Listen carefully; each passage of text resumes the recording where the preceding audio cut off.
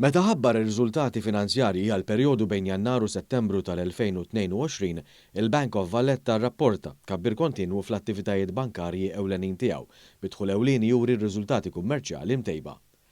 Esklus l-effett tal-ħlas relatat mal-każ ta' Dulmar f'Mejju ta' din is-sena, il-profitt matul l-ewwel 9 xhur tas-sena kien jammonta għal 47.8 miljun euro, żieda ta' 3% meta mqabbel mal-istess perjodu tas-sena l-oħra. Madankollu kaġun tal-każ ta' Dulmar, il-bank spiċċa rrapport ta' telf qabel it-taxxa li ammonta l 55.7 miljun euro. F'dan il-każ ta' Dulmar fl-2014, l-amministratur tal-grupp Dulmar fetaħ kawża kontra l-Bank of Valletta fl-interess ta' 13,000 resident tal-lokalità ta' Torre Annunzjata li tilfu flushom meta falla l-grupp li kellu l-investiment f'fond tal-Bank of Valletta.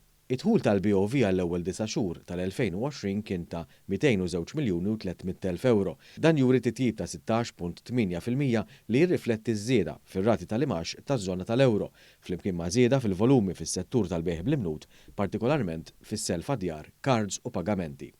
Iċ-Chairman tal-Bank of Valletta, Gordon Cordina, sqar li dawn ir-riżultati qed ikomplu juru l-progress tal-bank biż-żieda fit-dħul xhieda tal-isforz li qed isir biex il-grupp ikompli jitmexxa fit-triq it-tajba.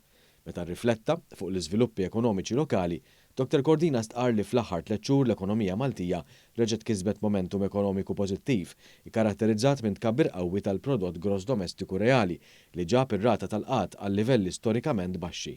L-irkupru fit-turiżmu li kien l-aktar settur milqut mill-pandemija tal-COVID-19 ukoll miexi tajjeb din is-sena, madankollu ġie esperjenzat xokk ekonomiku globali kbir ieħor li hija żieda fl-inflazzjoni.